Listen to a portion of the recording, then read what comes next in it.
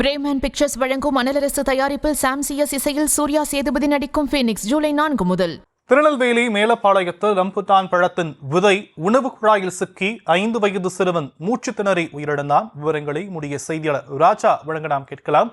ராஜா, மேலும் விவரம்.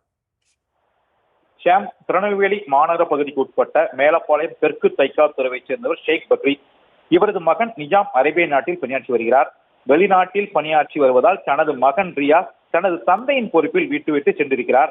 இந்த நிலையில் நேற்று மாலை தாத்தாவுடன் பேரனும் கடை தெருவுக்கு சென்ற போது பேரன் ரியாஸ் ரம்புட்டான் பழத்தை கேட்டதாக தெரிகிறது. இதனை அடுத்து பேரனுக்கு அவர் ரம்புட்டான் பழம் வாங்கி கொடுத்துள்ளார். வீட்டிற்கு வந்து பழத்தை சிறுவன் சாப்பிட்ட நிலையில் விதை தொண்டையில் சிக்கிக் கொண்டதாக கூறப்படுகிறது. இதனால் விழிப்புதுங்கி மூச்சு விட முடியாமல் ரியாஸ் திணறியுள்ளான். இதனை அடுத்து ஷேக் பரீத் மற்றும் உறவினர்கள் உடனடியாக சிறுவனை மேலப்பாளையத்தில் உள்ள தனியார் மருத்துவமனைக்கு அழைத்து சென்றுள்ளனர்.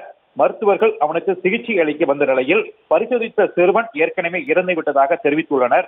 மூச்சு குழாயில் ரம்புட்டான் பழத்தின் விதை சிக்கிக் கொண்டதால் மூச்சுவிட முடியாமல் திணறியுள்ளான் சிறுவன். இதனால் சிறுவன் உயிரிழந்ததாக மருத்துவர்கள் தெரிவித்துள்ளனர். இது குறித்த தகவல் வெளிநாட்டில் உள்ள சிறுவனின் தந்தைக்கு தெரிவிக்கப்பட்டு அவர் உடனடியாக நாடு திரும்பியுள்ளார். ரம்புட்டான் பழத்தை விதையுடன் சாப்பிட்டு சிறுவன் உயிரிழந்த சம்பவம் அப்பகுதியில் பெரும் சோகத்தை ஏற்படுத்தியுள்ளது. ஷாம்,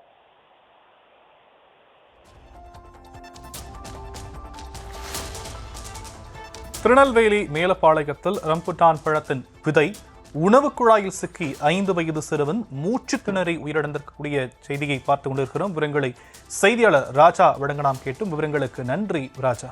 பிரேமன் பிக்சர்ஸ் வழங்கும் அனலரசு தயாரிப்பில் சாம்சியஸ் இசையில் சூர்யா சேதுபதி நடிக்கும் ஃபீனிக்ஸ் ஜூலை 4 முதல்.